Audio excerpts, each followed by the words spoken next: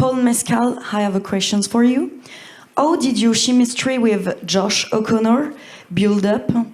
Did you already have a connection before filming, or did it grow up on the set? Josh is one of the easiest person to build chemistry with, as in I and the rest of the world knows the person that...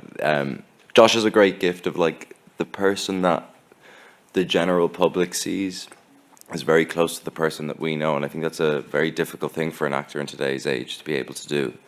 And that's point number one.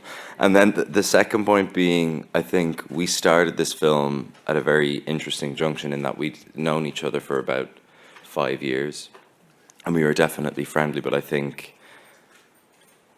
it really helped that, so that foundation of safety and play was there, but then the relationship really deepened in the 3 or 4 weeks that we were filming. And I think for anyone who's seen the film and the kind of weight of of the themes that we're playing with, the set itself was very light and boyish and nonsensical at times, but I think, and again it's a testament to Oliver that he didn't try to dictate the tone of the film onto the actors when they were playing. He trusted us to be in whatever kind of emotional state we felt was necessary before we would shoot certain scenes. But I felt very lucky that we knew, myself and Josh knew each other well enough to begin with, but we had a canvas to keep painting on during the filming process.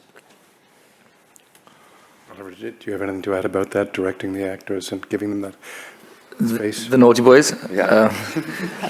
Yeah, it was really, this movie's been in our lives after Ben wrote the short story, for the last 4 or 5 years. Paul, Josh and I have lived with the history of sound. So when we got to the shooting of the film, it felt like we were finally doing that thing that we've been talking about for so many years.